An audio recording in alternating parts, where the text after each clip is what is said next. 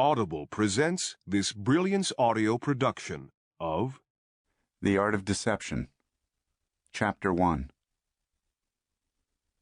She lay on her side, her head ringing, her hair damp and sticky. She understood that she should feel pain. One didn't fall onto blacktop from a 3-story fire escape without experiencing pain, and yet she felt nothing.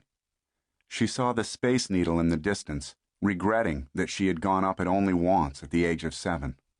Perhaps that had been the start of her fear of heights.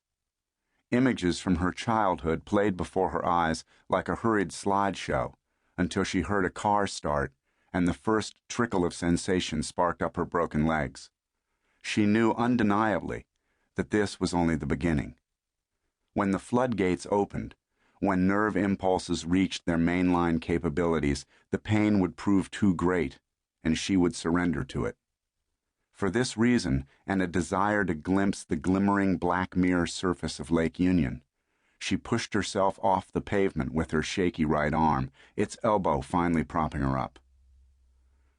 She could feel her father's locked elbows on either side of her, smell his boozed-up breath, although he'd been dead in his grave for 2 years now.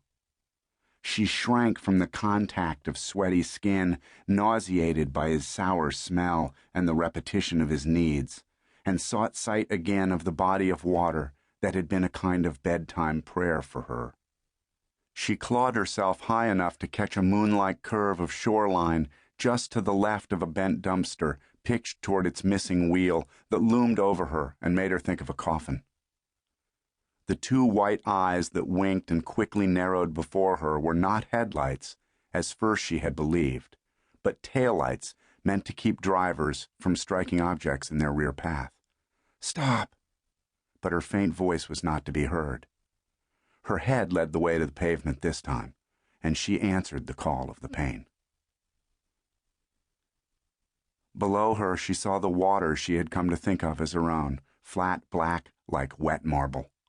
Darkness punctuated by pinpricks of light swirled as he carried her from the humming car to the bridge's railing.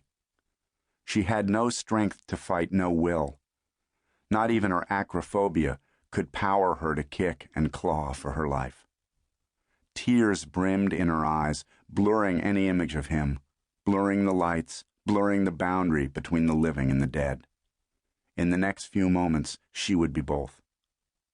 When he threw her over, it felt like the act of someone distancing himself from something undesirable, like hearing a rat in the garbage bag on the way out to the cans. But as she dropped, she thought of a ballerina's majestic beauty. She saw herself as elegant and refined. She found a balance, a weightlessness, that was surprisingly pleasant. And she wondered why she had feared heights all these years. This was the ride of a lifetime.